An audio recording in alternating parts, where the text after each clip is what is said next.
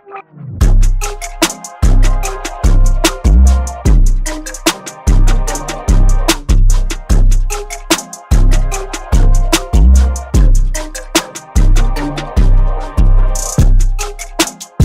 up, everybody? Welcome to the Mind Flux podcast, hosted in 120 Collective.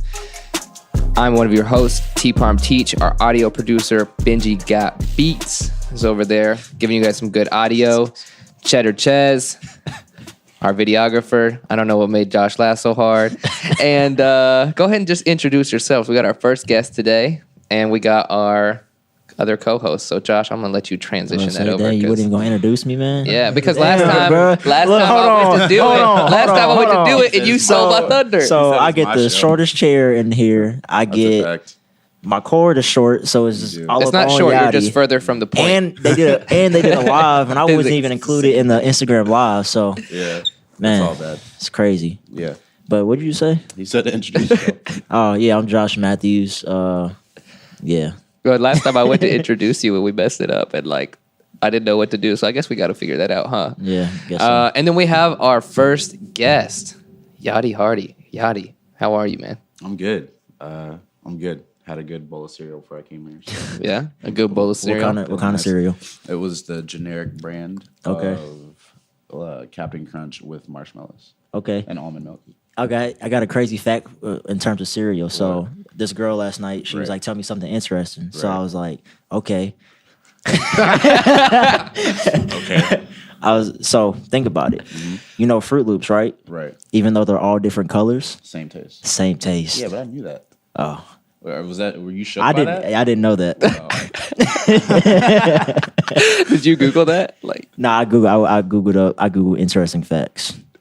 Did you know that giraffes fall 6 feet? Dude, even Google has game. Wow. Didn't know that. Like as soon as you enter the world, you fall 6 feet. Really? Wait, can you justify that statement? I mean, just YouTube it. Yeah, but can you explain? Yeah, I mean, if a giraffe is born, a giraffe. I thought you said if you are born. I was like, I've seen a baby come out. I promise you, it did not fall 6 feet. No, you're not. He's not a giraffe, right? No, he's not a giraffe. Okay, then. Yeah. No. Wow. Okay, awesome. So, guys, we're going to bring a lot of interesting content. I messed that one up a little bit. Yahdy is a vegan. That's a fun fact I want to throw out there. I am. So, when you first said cereal this morning, I was like, oh my God, you can eat cereal. I totally forgot about almond milk, which I drink. Real thing, yeah, Josh doesn't drink milk. Did you know that? No, yeah. I feel that. Milk is, that shit's. I used to drink 2 to 3 gallons a week. That's gross. Oh my gosh! Think about it. It's no. I was a child. I was a child. Yeah. So guys, while you're listening to this, this is our first guest, and one of the things we want to make a point when we're bringing in guests is we want to bring somebody who has value, incredible story to tell, and people who are actually doing it, whether they're pursuing their passion, or they're recognizing the changes that they need to make within themselves or their friend groups. That way they can leave their mark on the world and keep making those changes. And I've got a couple lists of questions and stuff for Yahdy, but one of the biggest things I kind of want to mention today, kind of a staple for this podcast, is gratuity. When we were walking the other night, we passed a couple of homeless people, and Yahdy used to live in New York, and I got the chance to visit him while I was there, and he just kind of dropped some knowledge about, it seems so simple, but it was such a golden nugget at the same time. And you said, thinking back to New York with how many homeless people you were, and every time you walk by, no matter how down bad it is, you're still grateful. Right. Can you dive into a little bit about that? I think I don't know. I just think I think gratitude in its entirety is just a superpower. And so no matter what's going on in your life, it could be just terrible, but whenever you find something to be grateful for, it really just allows you to really shift your energy and just put your time, focus, energy into something that propels you forward. Mm-hmm. And it's really just something that you can, it's like a trump card, So it's if everything's going negative, if everything's just down in the dumps, but you can find something to be grateful for. I'm alive today. I have food. I have a phone. I have technology. I have the ability to say hello to someone, whatever it might be. it really just gives you like a boost. It's kind of like that extra life in a video game, like that Yeah, you yeah, didn't know yeah. you had, where you die and you're like, oh, I thought the game's over, and then like you re-up again. So yeah, it's always just been something that I've utilized. Like when things have gotten really crazy for me, I'm just like, what can I be grateful for? I even gamified it for myself once. I used to like just try to go back as far as I could in my memory and be like, what was the first thing I was like grateful for? And I'll like think about it. But then after that, you're like, wait, but that happened because of this and this and this and this. So it's a really fun game that you get like happy as hell from like doing, because you just like, this made me grateful. This made me grateful. But I was only grateful because this happened. So yeah, it's just like a superpower. Cool. And one of the things I kind of like skipped over is a little bit of like telling your story on why that is so important. So can you give us like a little bit of background? So for those of you guys who don't know, I've known Yahdy for just a couple years. I think Josh known him just a little bit longer. And we're all kind of the same, but different, in our own little ways. And if you can, before I pry you with a bunch of questions and stuff, kind of tell us a little bit of your story, that some of those facts, we were talking about before. I'm trying to think. When did I meet you? I think I was a sophomore in college, so it was right before you were about to leave. Yeah. And when I think it was like a party like for you. My leaving. freshman year. Yeah. So a minute ago. Yeah. Like So 4 like years ago. 3 or 4 years ago? Yeah. Yeah. Wow. Yeah, my story, like the abridged version, is I was a start from high school, had a great high school career, if you could say that, like bunch of friends, 3-sport athlete. That was super fun. And right going into my senior year, I had the opportunity to play college basketball, which was like my bread and butter. It's what I always wanted to do with my life. And it was just, I felt like I'd like made it because that's what I wanted to do. And in that time frame, my family experienced like a bunch of hardship, like multiple people had passed away. And so it was all kind of put on my shoulders and my mom's shoulders, and it was just a lot of stuff going on. And right before I'm going off to basketball camp, like 2 weeks before, my counselor or whoever was at the school called, and he's like, hey, do you still plan on coming to play ball or just coming to attend school? And for me, that was like jarring to hear, because I'm like, I'm on scholarship. Like, of course I'm coming to play. And this was like, I'm literally like putting sneakers in my duffel bag, like while I'm on the phone with him. And I'm like, yeah, like, why, what's up? And long story short, my paperwork hadn't been done. It was like my FAFSA and just a bunch of other things. And so 100% it was my responsibility, but like as a 17-year-old kid. But my mom had told me like she was going to handle it. So when you're like 17 years old and your mom says she's going to handle it. And you don't even worry about you're it. like, you're like, all right, well, that's it. over. So it didn't get done. And I mean, retrospectively, now that I'm like older and more mature, I think it was just a lot of stuff going on, because like her mom had passed, her grandmother had passed, which is my great-grandmother and grandfather and great-grandfather, and like the list kind of keeps going on. And this was within a really extremely short time frame. And so I think as she was handling all that, like funerals and like just all that stuff, she forgot heavy. to, like handle my FAFSA and like stuff to allow me to go to school. And so I remember verbatim, Daniel, the counselor's name was Daniel, and he's like, yeah, unless you have like, I think tuition was like 53 grand or something crazy like that. Like, unless you have like 53 grand for like X amount of years, and like you can't come.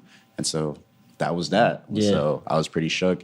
Told my mom, and that really shook her, because I'm not a parent, but Right. She felt responsible. Yeah, you know what I'm saying? Yeah. So, and she knows that this was my biggest dream. And so that was that. And so everything kind of just really fell from there. And like my mom ended up leaving. And that was just an interesting time in my life where, like, I'm a only child. My mom's a single mom. And so it's always just like us. Right. But I think it was just like really intense. And so she ended up, kind of like leaving the house. I was on my own as like a 17, 18-year-old kid trying to like figure out what I wanted to do with my life and how to survive more so. Right. And that's so young to try to figure out what you want to do. Like, Yeah. dude, the difference in like for me is crazy. I don't know about, everybody else. Josh, are you like totally different, or are you just kind of like trying to figure your life out when you were 18, 17 versus now? Like what, thinking back to that pressure versus like the pressure it is now, like It's completely different. You know what I'm saying? Yeah. Like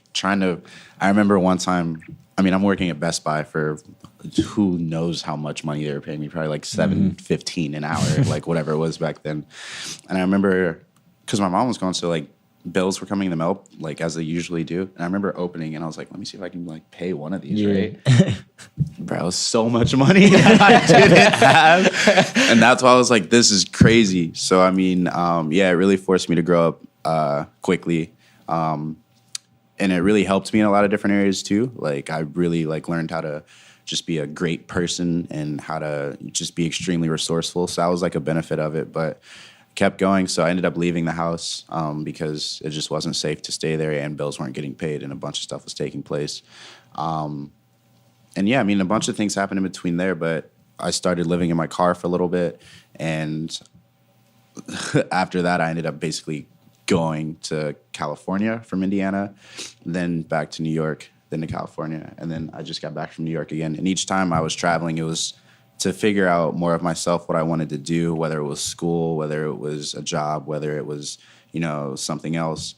And it was kind of fun, man. I mean, like, it was really hard because I had no money, but it was really fun to be able to, I was like on my own. Like I was like completely individual and trying to figure stuff out. And I mean, I feel like I got really self-aware from that, and I kept following what I love to do, which ended up being music, which I didn't even know at the beginning. Followed that as best I could, and yeah, most recently that got me a contract role at Spotify. So Wow. yeah, I mean, it's just been a blessing to be able to follow that, and I mean, to be able to work in the music industry, it's just been incredible. So, kind of going back to like when you first moved away, like what kind of pulled you to just get up and pack your bags and just like dip? Like what pulled you to do that? I mean, to be completely honest with you, like super transparent, I was in a relationship that wasn't working. And once again, I was still by myself. And to be in a like, I don't know about you guys, but I feel like everyone's first relationship is just like really like, this is it. Yeah, you know, so it's just, intense. Yeah, it's just so everything. It's like, if I don't marry this person, it's over. right, You know, right. it's like, I don't want to do it with anyone else. Like, this is it. This is the person. And so I was like that. I was just really ignorant to how the world worked, to say the least. And I was going out to visit my friend Ray, shout out Ray Dot. And I was going out there to visit him already. And long story short, the girl that I was with said that she wanted to move out there. And I was just like, why? Yeah. Like, why would you want to do, like, for This what? is my thing. Yeah, like I was so confused. But she ended up doing that. We didn't live together. And I never saw her while she was in California, but she moved to LA. And Ray lives in San Francisco. And it was really just to challenge myself at that point. I was like, all right, well, let me do my own thing. Yeah. You know what I'm saying? And so I stayed at Ray's house for 4 weeks. It was incredible. But on the 5th week, Ray dropped me off at a hostel, like, because I wanted to, like, live life on my own. Had, like, $117 in my bank account and started living at the hostel. But, yeah, it was really just a leap of faith because I knew that I was being sheltered. Like, just in this relationship, I was raised incredibly by my mom before, like, all the stuff happened. So I just wanted to challenge myself, to say the least. And so I ran away to California. but it made you like so resourceful. I think we just had lunch with a guy, and we were telling him about just some little things that we know, and he saw us as resourceful just because I really like the word ignorant, because it's like, and when you look at it like its truest form, it's just like not knowing, you know, what's out there. And he was just ignorant to some of the things that, you know, we had known. But I'm like very big into travel, and until I'd went to New York, and quite honestly, until I stayed like with you, I hadn't learned like so many like little things. And so like how to make it. Yeah, and like how you did Workaway. And that's an incredible resource. Like if you're listening to this podcast and you look up Workaway. Yeah, look up Workaway. Like it will Save my life. it'll change. Like like when you talk about changing your stars, because everyone's scared of that leap of faith, but Workaway is like a security like net for the work of faith. Like you know what I mean? Like, have you ever seen Tarzan? Like yeah, it is a movie, right? Like under their big house, there's like that huge net that you know, and it saves them. You know what I mean? Yeah, it's like that, like for real. I agree. There was Workaway. Workaway saved me, and Workaway is basically an opportunity to like work for your stay. And so when I started, well, not when I started, but I stayed at the hostel for a little bit, And then there was some friends that I met that were working at the hostel, and they were working through Workaway. I think that's how it happened. Maybe it was like another set of friends. But anyway, somehow I heard about Workaway, and I was like, oh, this is crazy. And so I started looking on Workaway to find different places to work for my stay. And it's like crazy stuff from like farming to like working at a hostel to like some people need photography. It's like whatever your skill set is, somebody's on Workaway saying like you can live in my house in this crazy exotic place or regular place if you like do something for me. Dude, I saw one. It was on Hawaii. It was like a bee farm. Yeah, and I was like, yeah, bet. Like, so yeah, so it was dope. And then for money, I did WAG, which is where you like walk dogs for money. Yeah, because I mean I like dogs and I like walking and I like money. Yeah, so it's just like just walk dogs for money in a highly populated place like San Francisco with a really high like affluent population. Yeah, it was like really good money too. Yeah, and you went from New York back to San Francisco for school, right? How did that work out? I went from high school I went to California, and so here's like the actual thing. So it's like I'm in high school. The thing didn't happen with like college basketball. I actually stayed in Indianapolis for a little bit trying to figure stuff out and like played college basketball at a community college. And that was just the craziest turn of events because I'm standing in line with no money, with no plan to get into school. And I'm like, how am I going to do this? This little round guy like walks up to me and he's like, yo, like, do you play basketball? And I'm like, well, this is like, who asked somebody that question? Ends up being the head coach of the community college I went to. So I played ball for a little bit and that was like really cool. But after that, that's when like the real story starts. I go to California.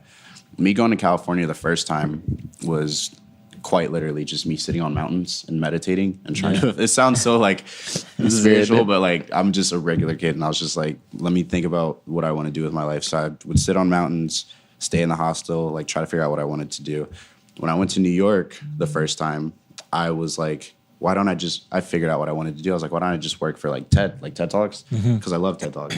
And here's the benefit of being ignorant is I didn't know how corporate America worked, but I know that I have like really strong people skills. Like I feel like I have the ability to like make really genuine relationships naturally. Like it's not transactional. It's like genuinely like a good relationship. And so in my head, I was like, why don't I just become best friends with the CEO of TED? Like that was like my legitimate idea. Yeah. I was just like, duh, like of course that'll work. And so the way I work is I had that thought. I go back in, I get on the computer, I look up TED, I see this opportunity for I think an internship or something, whatever it was. And I was like, hell yeah, like this is perfect. And so before I started applying for the internship, but before I submit it, I booked a flight to New York because I was like, yeah, like of course. Yeah. Book the flight, finish the application, get there, don't get the internship. But while I was applying, I was reaching out to everyone I could find. And there was this woman named Alexis who was super awesome. I forget her position at TED, but I think it was like manager of creative content or something like that. And like, do you know how much creative content comes out of TED? Like much. And she was just willing to help. And so literally she took an hour and 25 minutes out of her day to do tedious things with me, like fix my resume. Got on LinkedIn, like, what companies do you want to work for? I'll like reach out to them and just really taught me and mentored me on how to be a professional. And that was like the first jump I took from being like this regular kid from the hood who wanted to like get a real job to being like, I kind of know how to maneuver this a little bit. Right. So when I was in New York, that was how I grew. I grew from like her mentorship. I grew from like putting myself out there. I was trying to do, you guys know this, the Ty Lopez social media marketing. I was doing that. Just whatever I could do to get out there. And I also grew really spiritually and got really close to God while I was out there too. So then that's when I was in New York. Then the reason I went back to California is because I found out of this opportunity called Mission U, which was a data analytics and business intelligence program, I guess you could say. And it was started by Adam Braun, who was the CEO of Pencils of Promise prior to that. And he's like a great guy. And it was like this different take on school where they would teach like things that actually mattered, where it's like money, how to use money, like stocks, like all that stuff, like really applicable things. And so I went, and it was like less than a 0.1% chance of getting in. And I was like, why don't I just apply? I applied. It was like this crazy like application process, ended up getting in. And so I was like, all right, okay. So then let me move back to San Francisco, moved to San Francisco. That's the first time I ever opened up Microsoft Excel. I learned how to code there, so like SQL and like stuff like that. Well, I got introduced to like coding. I don't think I'm like the best coder at all, but it's like I know how it works and I can do it.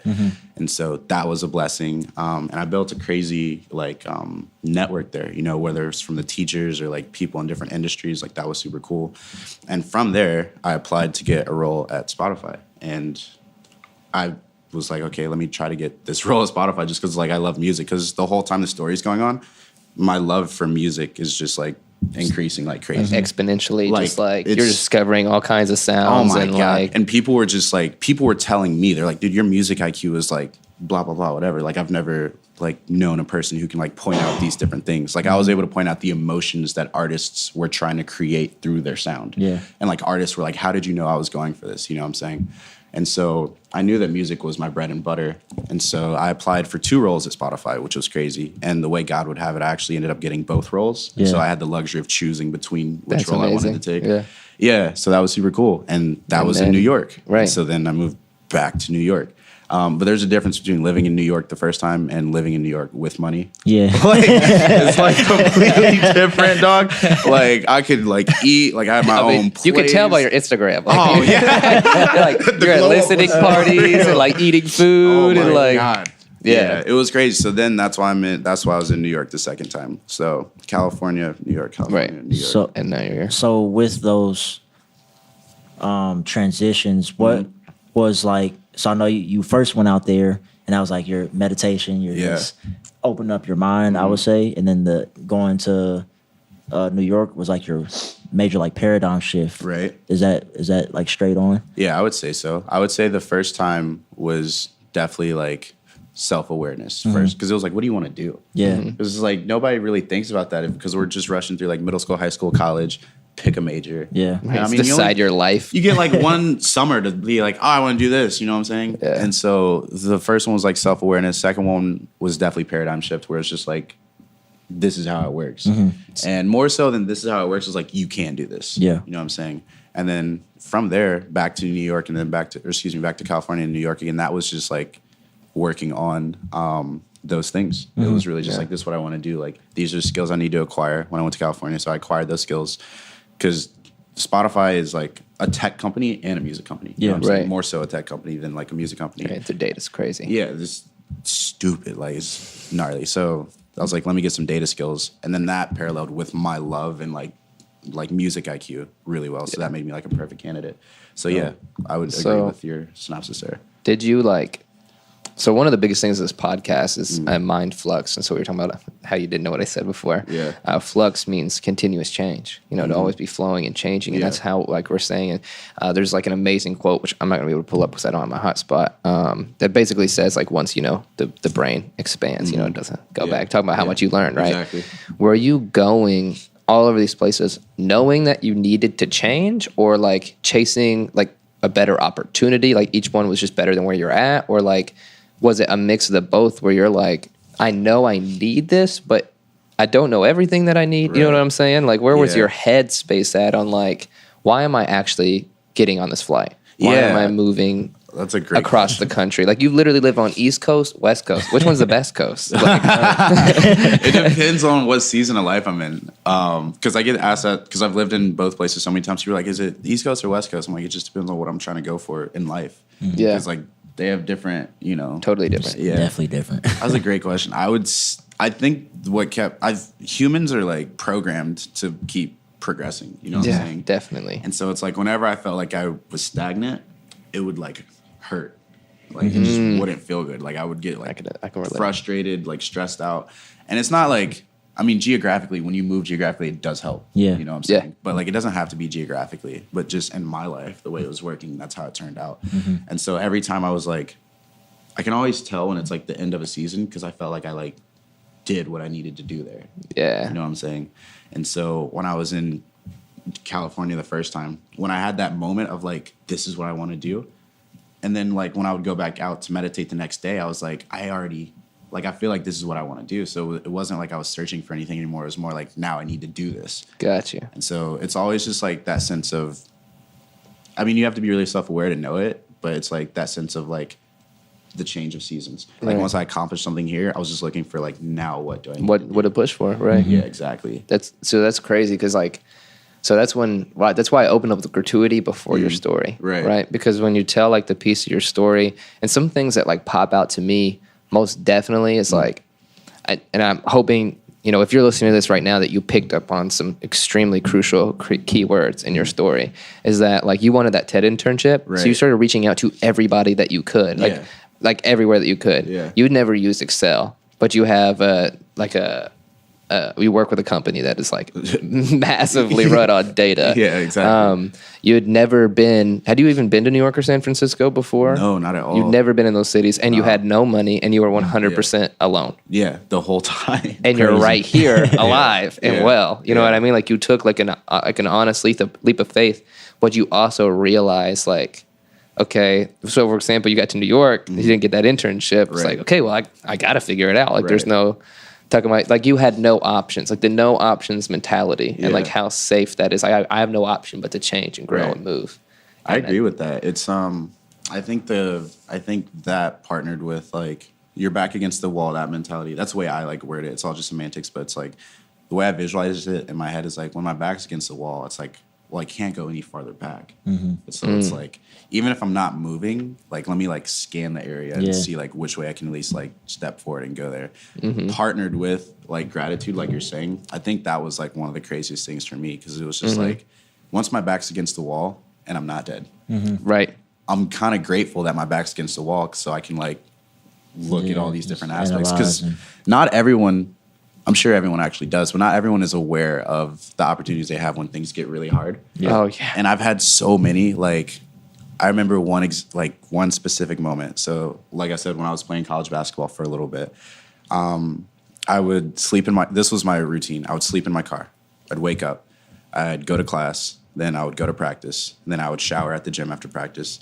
I would go to one of my friends' houses, like bro to bro, couch to couch, floor to floor, wherever I could, and stay there. But sometimes the stars would align in the worst way, and like my homie's parents would be like, "Not tonight," or you know, it just wasn't like maybe someone's already staying there, it just wouldn't work out, and so I'd have to sleep in my car. And I remember one night it was just the worst night. Like I didn't feel good about myself, I didn't feel good about what I was doing, and I was just like, I was searching for something. I was like, what can I be grateful for right now? Right. And I was like looking around. I was like, it got to the point where I couldn't even think of anything. So I was like looking like physically with my eyes to try to figure out what I could be grateful for. And I was sleeping in my school parking lot. It was the Ivy Tech in Avon, Indiana. And I remember looking up and I saw the big Ivy Tech lights. And it made me feel like kind of safe because I'm like, no one's going to try to break in here in the middle of a like street light, but like the sign. And so I remember thinking like, as I lay in my back seat, I was like, it's kind of cool. I guess I have like a nightlight here. And then in my head, I was like, am I like going insane? But at the same time, I was like, even if I am, I'm going to use it to like be like to have gratitude.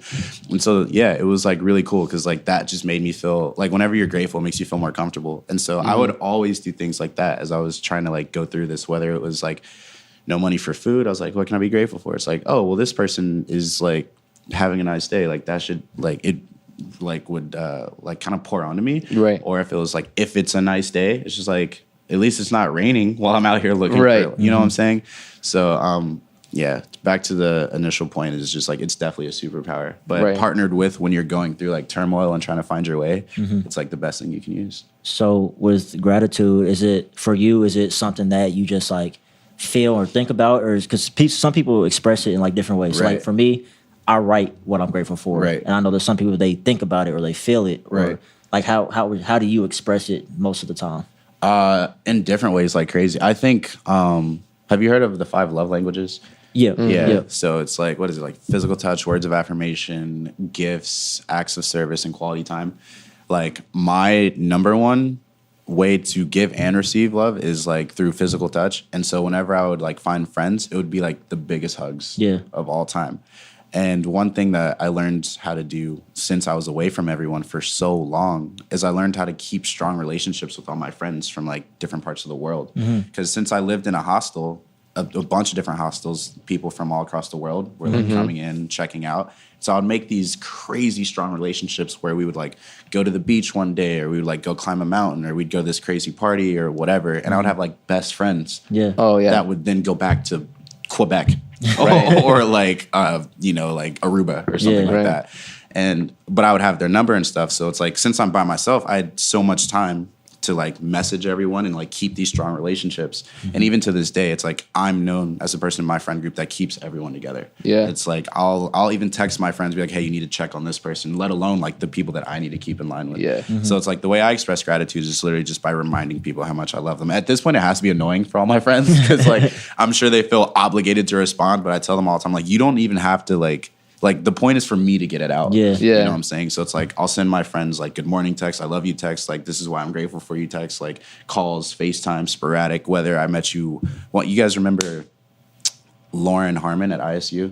By Yeah. chance? Yeah. Like I had only met her like a few times and I still like check up on her like periodically. You know what I'm saying? Crazy. Just like everyone that's ever like made like some sort of impact on me, I try to like keep. I don't think there's a person in the world that's in my like circle of friends that'll be like, I haven't talked to Yahdy in more than like a month. You know what I'm saying? Because it's just like I always put it out. So I express it definitely by like actively keeping that relationship open so people know that they can hit me up, call me, or vice versa.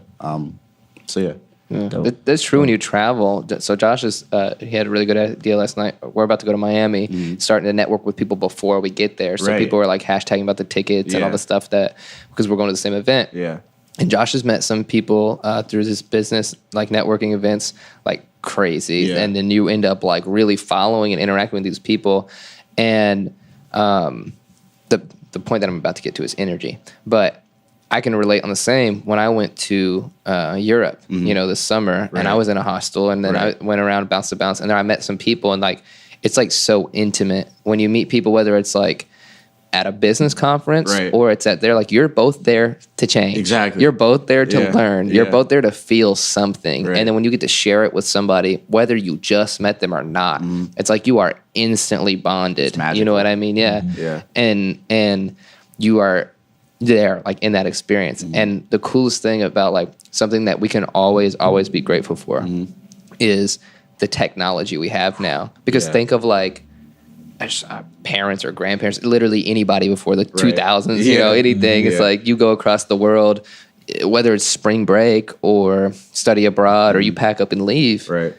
you may never get some of those connections back. I agree with that. And now we get to like hold on to that and then like help it like push us to grow and like Right. stuff like that. And the whole idea I was thinking of that is like the energy that you're in, like the space that you're in. And when you welcome that in, it gives you what you need.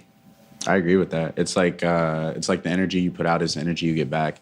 And so I think that was like the big thing for me is that since I was like loving on people so much, people were just loving back. Right. And so it's like that kept me like alive when I was by myself. Because it's like I was literally by myself, like in a hostel, like traveling. It's just like I'm always like solo. But if you looked at my phone, I had like 62 messages from people from like Jamaica, Antigua, like Quebec. And you always had new Instagram pictures. And I was like, where are you getting these photos? And you're like, I just have really great friends. And I'm Dude, like, yes. where are all your friends? It's like they're moving around because Right. travelers always have those nice cameras and stuff. Yeah. And so it looks like my life on Instagram looked like it was like this crazy, like he's traveling to all these places, but I'm like in the same spot. But like people are just like rotating. Yeah, and they want to see stuff, and then Yeah, they meet you, exactly. and you're like, shoot, I'll go, or Yeah. or they invite you. Either way. Oh my god, it was super crazy. I had this. There is this guy named Fergal, and what was the other gentleman's name? Fergal, and I can't. It'll come to me. But I was at the hostel, and this is when I was leaving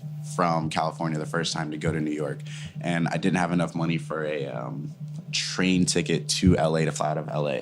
And so I'm in the hostel, and like I've been trying to figure this out for weeks. Like, how can I get enough money? I was working at this ramen place. I wasn't making enough money there, and so I couldn't have enough money for a train. And so the day of my flight comes, and it's at midnight. And so I'm sitting there, and I'm just like, how am I going to get to LA? I'm in San Francisco, but I'm flying out of LAX. My flight is at midnight, and I'm like, how am I going to get to LA from like today? And so I'm sitting there, I'm thinking, I go to get breakfast, and Fergal and this other gentleman who I can't remember his name because I'm doing a podcast, so I'm naturally not going to be able to remember his name. It'll come to me though. These two guys are like going to LA, but they have a car, they have a rental car. And I didn't know that until like I basically put it out there. I was like, is anyone going to LA? Like somehow. Yeah, like come on. Like, and the chance of that is super slow because like Ask and you will receive. yeah, that's so far away. You know what I'm saying? And so it's crazy that they ended up they were going to LA, but on the way there, we had the craziest like time of our lives. Like we're driving, we're like talking about music, we're doing all these crazy things. We end up stopping on the side of a highway to check out something. It ends up being like a crazy like hike that takes you to this crazy view of mountains and like over the highway and all this stuff. It was like a 2-hour hike, which was wild. We kept driving. We went to, I don't know, some Santa Barbara University. I don't know. It wasn't San Diego. It was like some crazy Californian college. And we pull up. And it's just like I feel like I was in a movie. You know what I'm saying? Like everyone there is beautiful, first of all. Just like girls are in like swimsuits, guys are shirtless. There's avocados all on the ground. Like a dog runs by and like licks my leg. And I'm just like, whose dog is it? Why is it so friendly? The happiest dog of all time. And then I'm sitting on this. And so then there's like this house, which is literally on a cliff. And below it is like the beach. And so I go and I like sit next to his house because it's on a cliff, and I sit there, and this dog like runs over and he's like playing with me. I'm like, dude, this dog can fall off this cliff. I'm like, whose dog is it? And this dude runs over like straight bro, flip flops, holding a football randomly, like Holding a football. like white dude, but as dark hair? as me. No, he had short, he had like the buzz cut, but like he runs over, he's like, sorry, it's my dog, blah blah whatever. I'm like, it's your dog? He's like, yeah, it's our house too. I'm like, this is your house? And he's like, yeah, it's our frat house. And it was this frat house that sat on like the cliff, and the sun set behind it into the ocean every single day. Gosh. And I was like, you live here? And he's like, yeah. And I'm like, this is dumb. Like I would never live here. And my like, so then end up meeting a bunch of people there. We get tacos, and then I go home to like, I go to LAX to fly back home.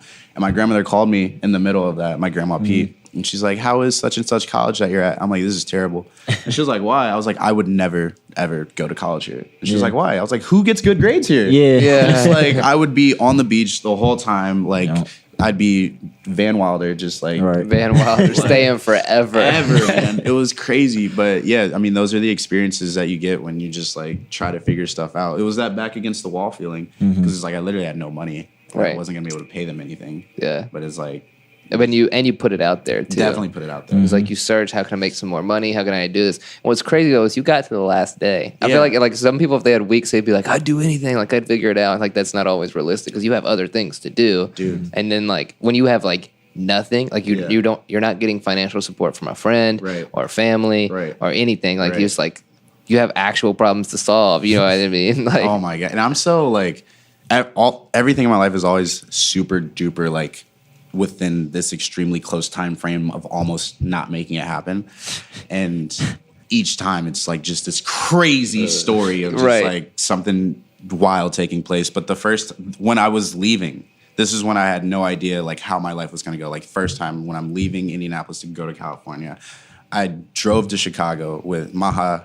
Maha drove me to, my best friend Maha. Shout out Maha. Shout out Maha. Shout out. She runs my whole life through Google Maps. So Maha. Maha is like a super mom. She's so dope. cool. Like, you need to have Maha on this podcast. That's what you need to do.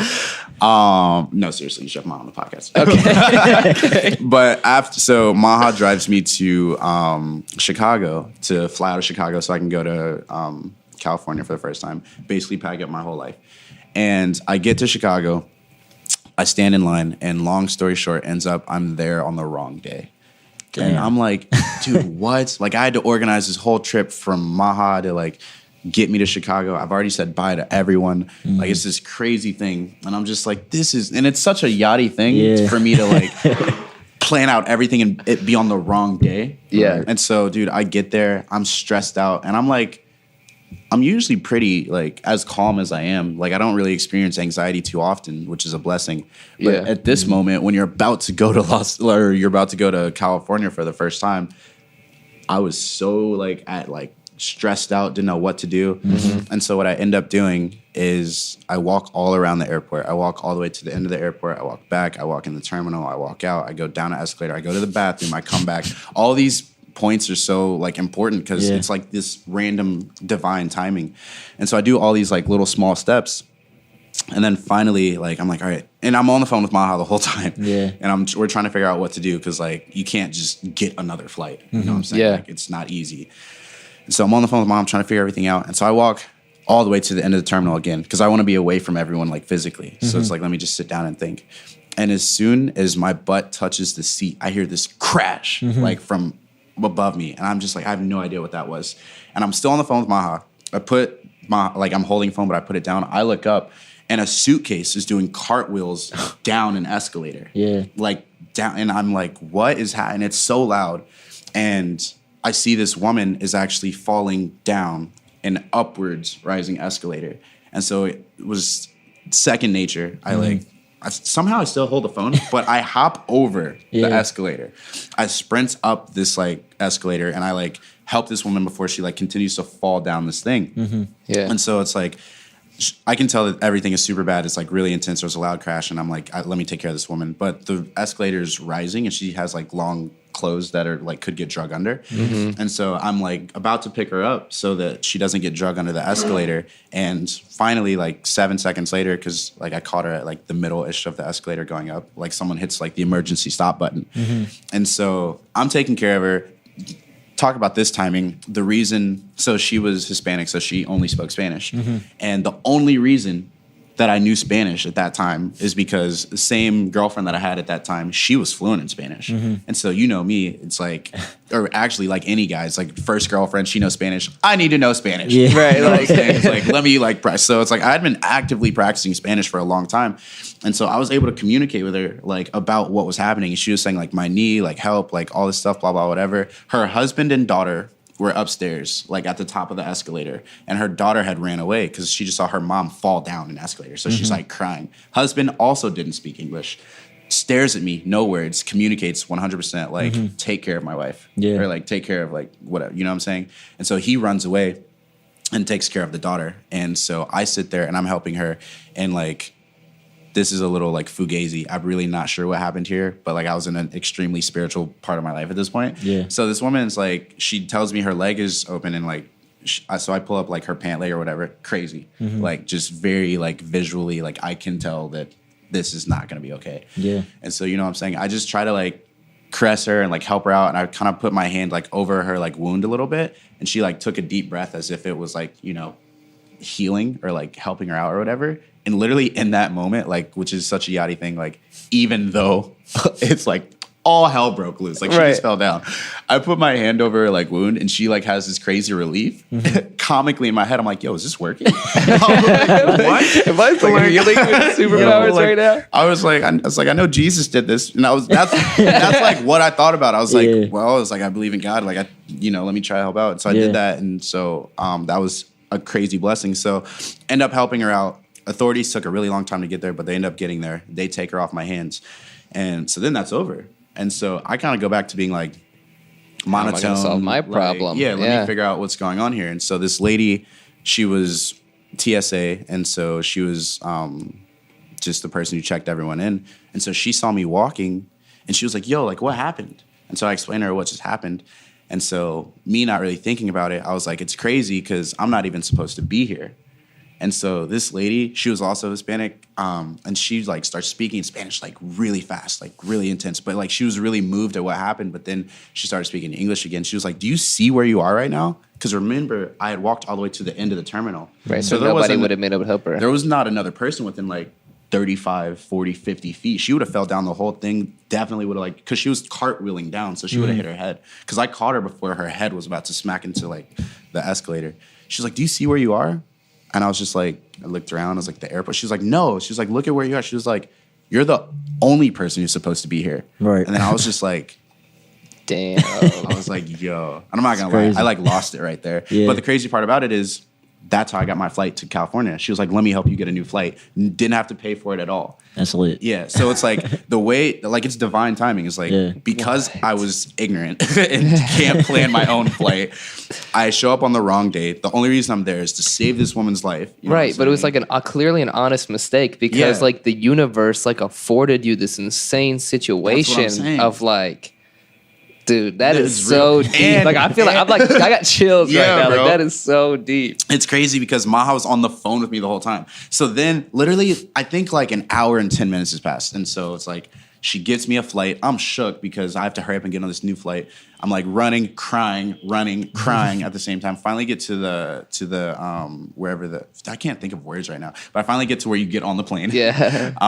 And so then I start writing about everything that just took place because I didn't want to forget it. So I document everything. I write it all down, and then I take out my phone to like think about I was gonna do something with my phone, and Maha's still on the line, and I'm like, hello? And she's like, what happened? She's like, what was that? She was like, everything I just heard was crazy. Yeah. But yeah, that's one example of one of the stories of how I got to California. Like that was how I left Indiana. Was like saving that woman's life and like honest mistake of like not having my timing planned out, but it was God's timing, you know what I'm saying? Right. So that was one of the foundational moments of me just trusting like everything. I was just like, dude, it's always gonna work out. Even if it doesn't seem like it's gonna work out, like, It's always gonna work out. Always.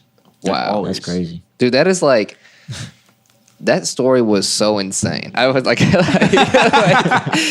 Yeah, dude. Nothing like compares to that. Like the closest thing I would have to that is almost missing my flight in Hungary. Ooh. But that was like I had to run across train tracks and like I caught a train, jumped in as the doors were closing, like legendary stuff. My But God. that's You're like in a movie. It's so micro. Yeah, it was like a movie. I called Josh immediately. Like, you will never believe it. This happened to me. I'm on the other side of the world right now.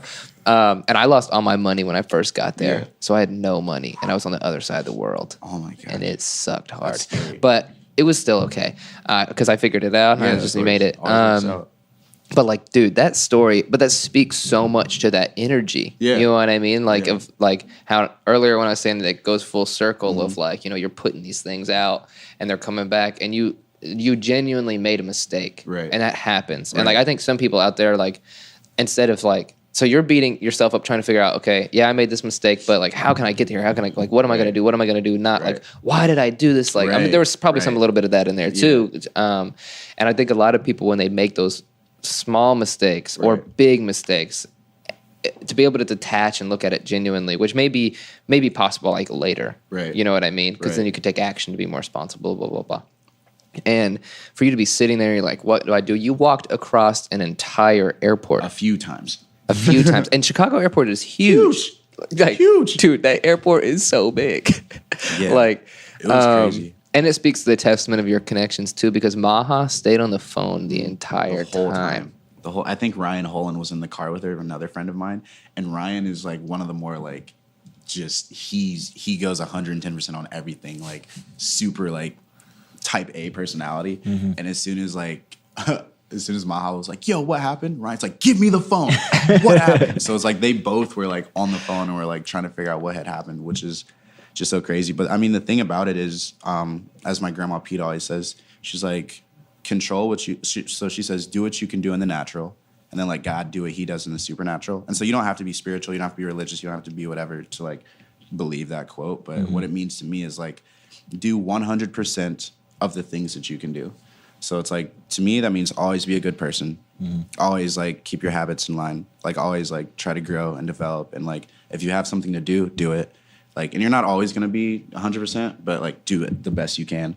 And then the other side of that is like, let God do what he does in the supernatural. And so it's like, even if you don't believe in God, it's like, let, you know, your inner self, let the things that you've worked on, let the energy around you, like do what it does. Cause it's like, whether it's like God or like, you know, just energy or like spirituality or like your inner or your confidence in yourself. Right. It's just like, let that like do what it does. You know what I'm saying? Cause there's two sides to each thing. So it's like, whenever I do as much as I can do, I'm like, all right, that's it. It's like, I did my part. You know what I'm saying? But I mean, there's two sides of it. It's like, do what you can do. Yeah. So don't just rely on like, you know, like I'm going to let whatever take care of me. Yeah. It's like, do what you can do. But then the really important side that a lot of people don't pay attention to is like, let what happens like take place. You know what I'm saying? It probably won't be on your timeline, like as I've experienced so many times, but just know that like it will work out. Like as long as you have your head on straight and you're doing what you can do, do what you can do. Like put 110% into what you can do. Absolutely. And everything happens for a reason. Like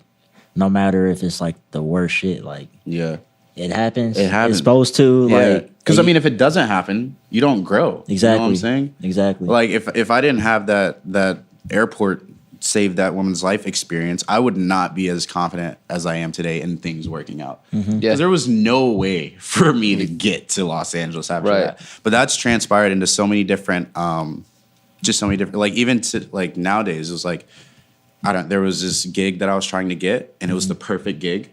It was like the perfect, like it was the application basically said, Yahdy, please apply.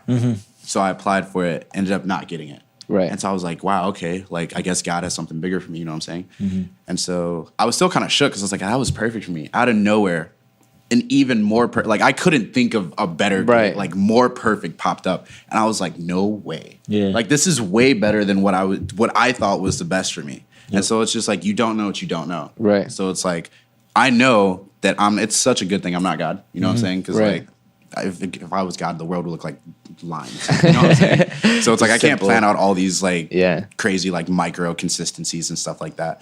But yeah, it's just like having that faith that like it will always work out, coming from like those foundational moments of like airport, and like there's a bunch of other ones that like are just as strong, has really like led me to believe that no matter what's happening, like I know it will work out as long as I'm doing what I need to do. Doing what you can do. Yeah, and that's something I want like our listeners, like everybody listening to this right now, to like remember. It's like you're telling these crazy stories, right? And you're all this travel.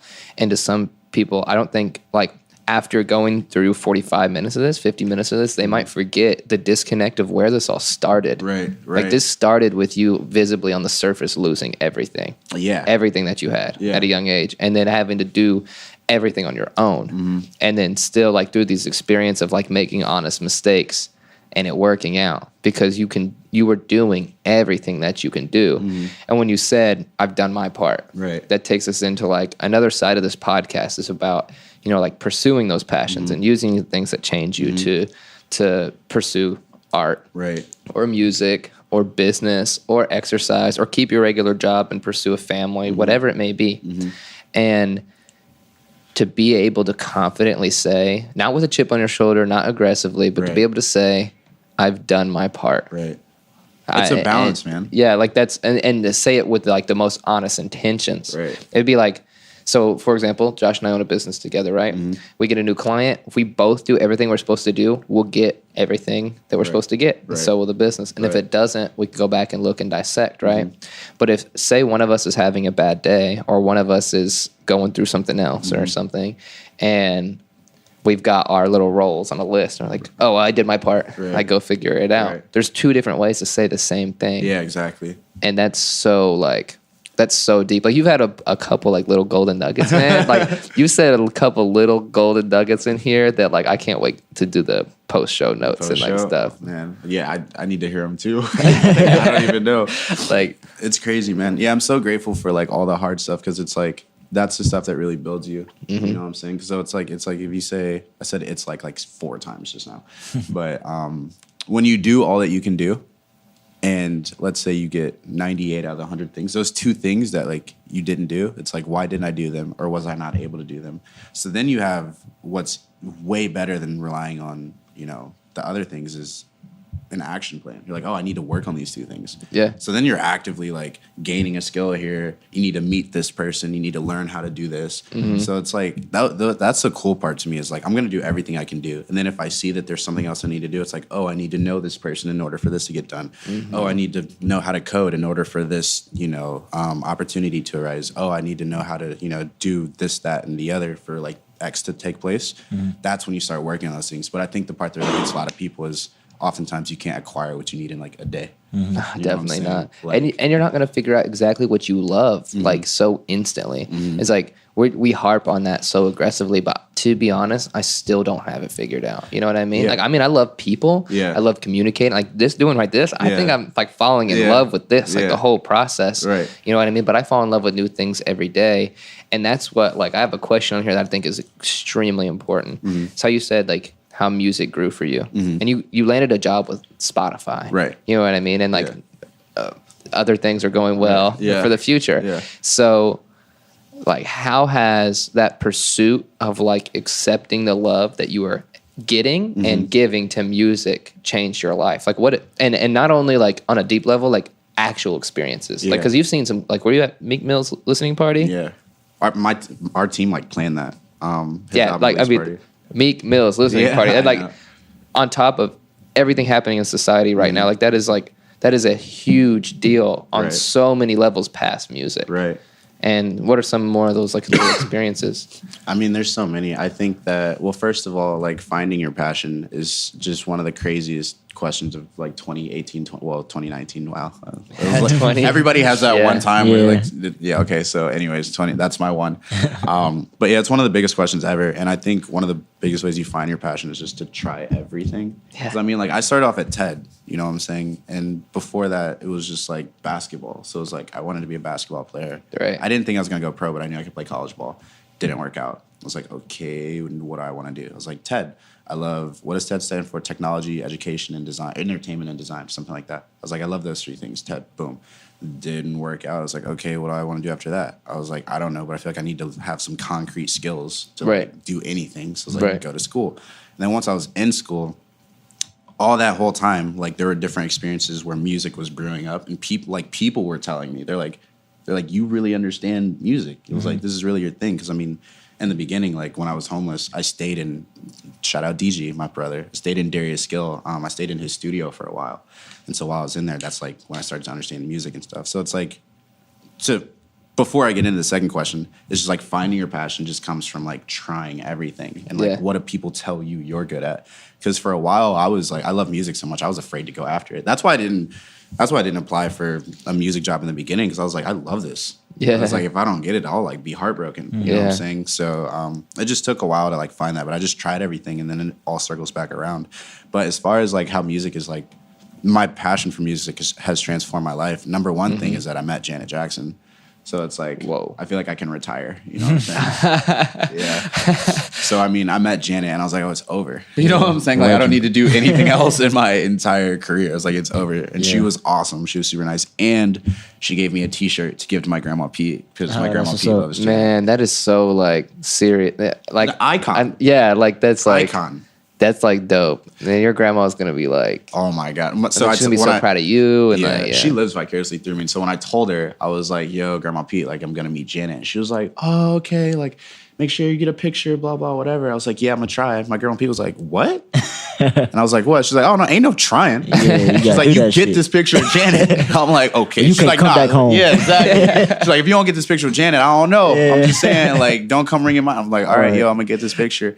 So one of my mentors and colleagues at Spotify, Xavier Jernigan, like he really alley-ooped that and allowed me to get that picture with Janet. But yeah, I mean, just my passion for music, having my confidence and my passion for music has really allowed me to just meet some of the most incredible people. Yeah. And there's just been so many moments where I've been able to just really like exercise my passion, because for the longest time I was so afraid to like speak out on it, Yeah. to, you know, do different things with it, to really pursue it. But like the first moment at Spotify where I really knew that like this is what I was meant to do, I was in an artist visit with a big artist that was out, and so they were playing like some unreleased music, and it was like me, the artist, Spotify people, agency, the label was there, like a bunch of people. So I'm like the small fry in the room, and I'm not even on this team. So I got invited by someone who was like, you seem like you would be a great asset to have in the room. And so I go in the room and he's playing music, great music, blah, blah, blah, whatever, like all this great stuff. And so there's like a dull in the room. And before this, I'm like shouting out so many people, but before this, I asked Amber Grimes, who's now the SVP at Capital, which is so crazy, of creative. Like she has a great title at Capital, but Amber was at Spotify and she was my big mentor. Like she was just like teaching me how to like, you know, go through corporate, how to like show your strengths, how to be valuable, like all these different things. And so I asked Amber Grimes, I was like, I'm going into an artist visit for my first time. What do I do? And she was like, well, be a student. Like, this is your first time. Take up like as much knowledge as you can. But she was like, but if there's an opportunity to add the sauce, Yeah. then add the sauce. You know what I'm saying? And so I was like, bet. And so I was like, the artist visit is going well. And there's a lull in the conversation, and he had just played like 3 or 4 songs that were unreleased. And so it's like, everyone was saying, yeah, that's great, that's cool, blah, blah, whatever. And it kind of like dulled down. It was like a 6-second pause. Yeah. You know, in a meeting, Ooh, like, yeah. especially in the music Dude, industry. what if we Yeah. took 6 seconds of silence right now? Ready, set, go.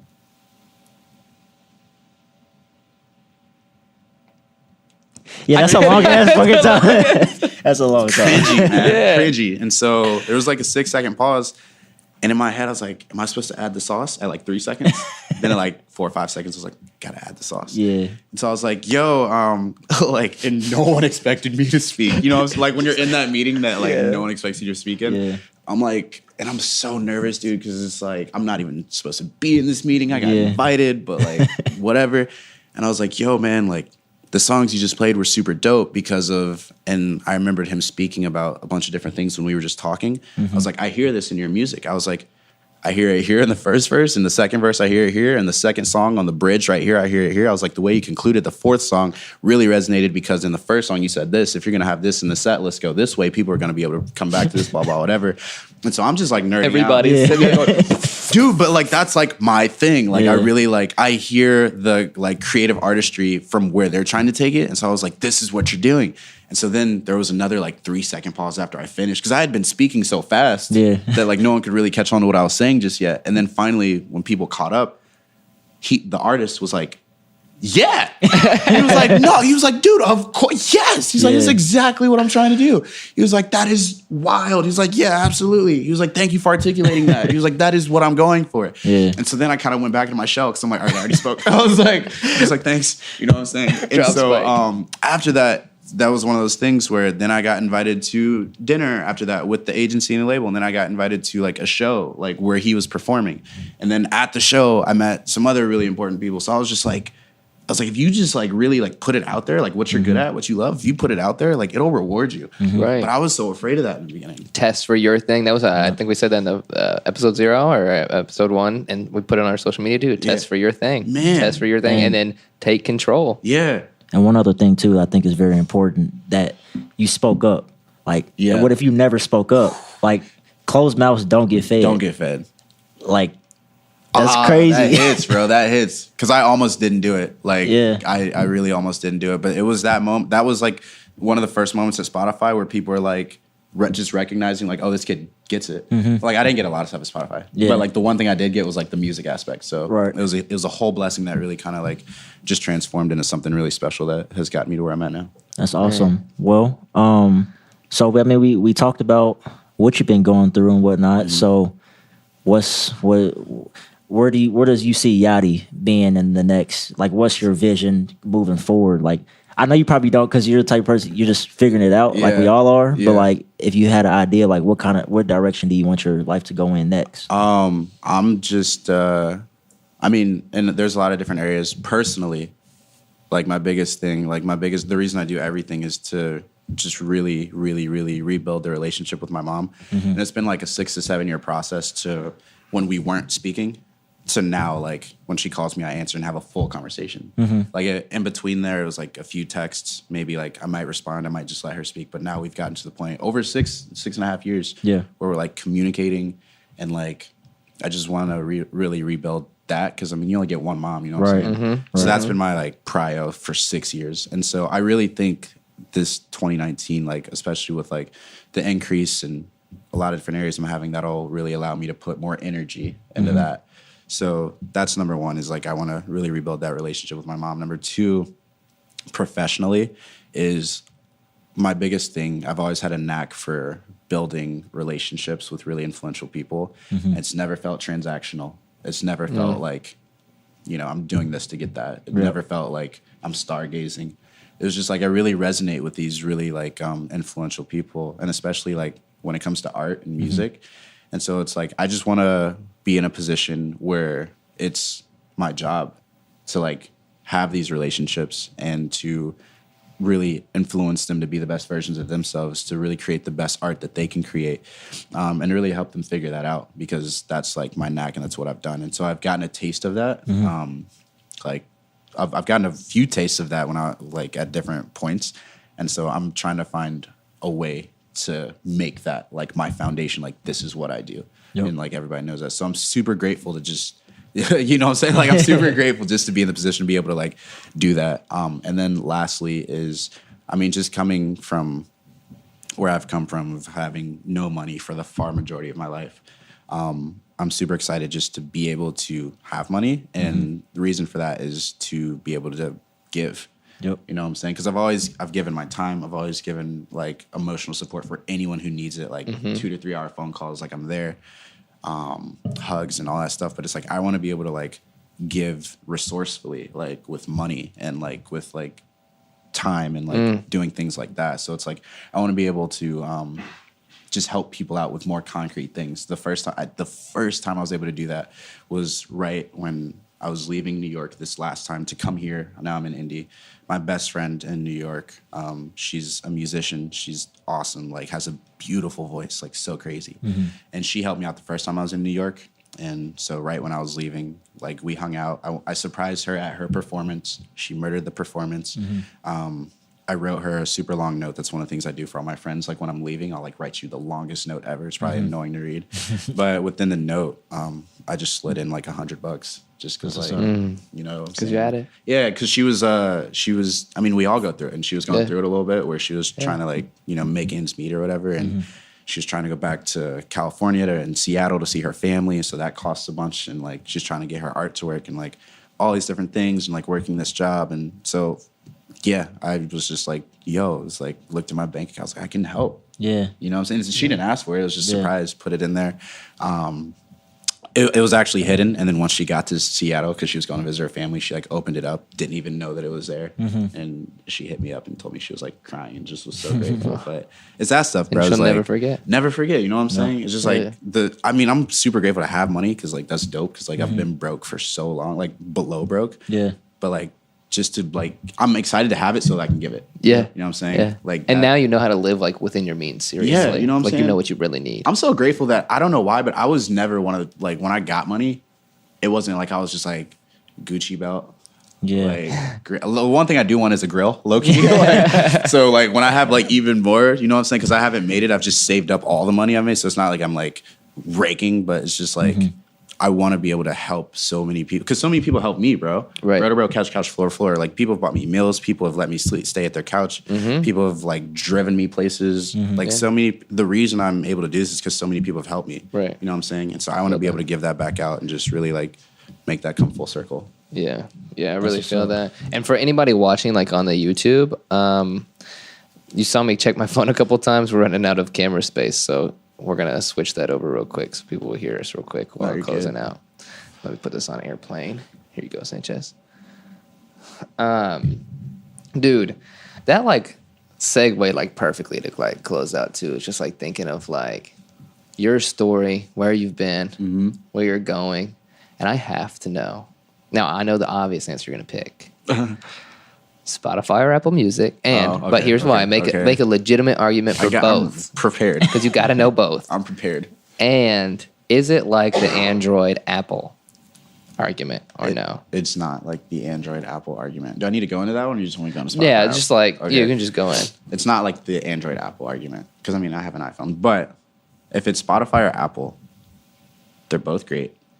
They both have awesome catalogs of music. The thing that gets me for the one that I have both, to be honest with you. Okay. Like if you look at my phone, I have both, but not just based off my affiliation. But when I used Spotify, it was just like the data they have is so impressive.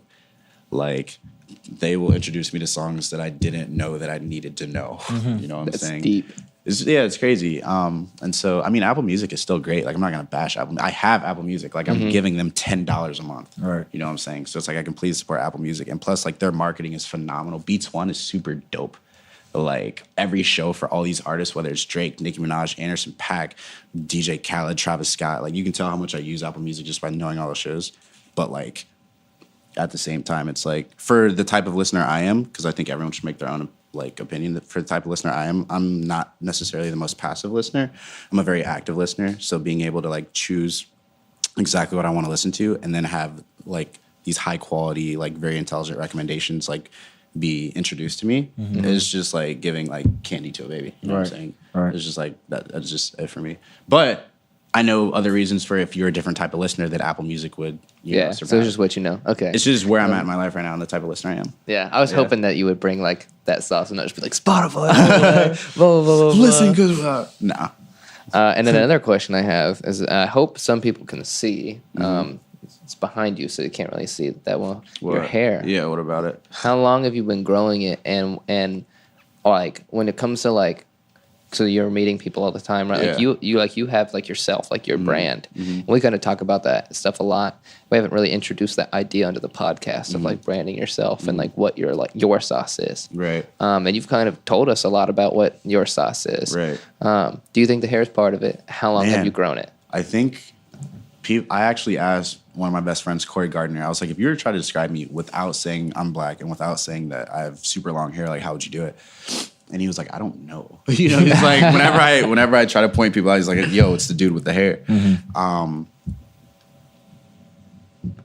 Yeah, I mean, at this point, it's a part of me. You know what I'm saying? I don't think about it that much. Yeah, Just you're like, not like fixing it every day and Yeah. like thinking crazy. Yeah, like I met this girl in New York named Sydney. She was super awesome. She went to my church and she had a full sleeve of tattoos. Awesome. And I was like, yo, like your tattoos are so dope. Like, what do they mean? Blah, blah, whatever. And she was like, I don't really think about it. Like, they're just, like, it's there. It's a part of me. But it's kind of like, you don't think about your foot when you're walking. You know what I'm saying? Like, it's just there. So my hair is kind of just like there. Got you. But it definitely leaves an impression on other people. I'm sure. I mean, I don't know. You tell me. Because, like, I'm not the other people that are being impressionable. So Well, I mean, it's just like very obvious. I think people know that like your dreads take a long time to grow. yeah, I And think you I've have, grown them like, for thick, like... long. I to be honest, I don't know the answer to this question, but I think it's been like 12 years, maybe 13. Point proven. You know what I mean? Like how many people can do one thing for 12 years straight? And Yeah. but it's doing nothing, but it's Yeah. still doing one It's thing. kind of You know like what I mean? it's kind of like a computer program running in the background. yeah, Like it it's just just like like- exists, It's just running. and your body does that. Yeah, the whole time. But I mean, my hair grows really fast too because I don't eat animal products, so it's just like gets really long. really Vegan drop. quickly. Vegan drop. Just drop that little in there. Vegan drop. Yeah, That That just started shining. yeah, the sun. I know. It is. It's like as you were talking about it, veganism sounds like oh yeah. vegans get more sunlight. That actually closed. Like that was all my questions because those are two things I just had to know. Sick. And I'm really grateful you were here, man. Speaking am of too. gratuity, I am too. So, give our listeners Mm-hmm. just one piece of advice, just from your experiences. Like, what would you tell our listeners when it comes to, going after what they want, or just trying to going for something different, or just, I mean, anything. What would you say to our listeners? Your biggest piece of advice? Can I think about this? Yeah, go ahead. so, go ahead and think about it. Yeah. While he's thinking about it, guys, follow Fluxed on all social media at Fluxed, Fluxed Pod on Twitter. That's where you guys are going to see a little bit of our like highlight content that leads into the episodes, and we're going to dive and experiment a lot more with that content as well in the future to keep bringing you guys like a lot more value past the surface of spending an hour with us, which we're incredibly grateful for. We know you're not gonna have time for that all the time. Follow Benji Got Beats, our producer, Cheddar_Chez_, Boom. our videographer, got it right that time. Josh Matt _ I myself am T Parm Teach, and plug it. Y'all all got underscores in your name. I don't. Oh, bad. Okay. I hate underscores. Mine is Yahdy though, so YAHDY, which is my name Yahdy, and then THO Yahdy Though Yaddy though. Yahdy though. Sensei. Yeah, or sensei. But yeah, I would say my one piece of advice is to just find ways to increase your self-awareness. So whether that's meditating, whether that's asking your close friends about you, whether that's like writing, whether that's spending time with yourself, whether that's like however you get closer to yourself, I think that's the most important thing. Because once you know you, look at the sun. Just, Bro, just look at the you're dropping the knowledge in here. the sun is like yes. Yeah, whether it's just whatever you can do to to learn more about yourself, I think that's going to be the most beneficial thing. Because for me, like now that I know, I mean, you're always going to continue to grow, but like once you know like what you don't like, what resonates with you, like how you like to communicate, like all that stuff. And you like, test it. And everything. I mean, because you are you know what I'm saying? So then it's like you can operate in the world more efficiently. So I would just say, however you can, just grow to be more self-aware. And then Grandma Pete's quote is, do all that you can do in the natural and let God do what he does in the supernatural. And like I said, that's not necessarily like spiritual or religious, but do all that you can do and then like let, the universe take care of everything else. Yeah. Shout out to Grandma Pete. Off top. Shut up. Wow. So, I think that's a safe place to wrap it up. Guys, listening to this going all the way through, I think the key word, the code word which you'll have to go back to our last episode to know what I'm talking about, is Sensei in honor of Yahdy, and he'll even know what I'm talking about because I can't explain it right now. When we release that podcast. Thank you for spending this time with us. Just speaking of gratuity, man, I'm so grateful for this opportunity. I'm glad you were here. Thank you for having me, man. It's Definitely. It's crazy. All right. Crazy. All right, we'll catch you guys on the next one. Peace.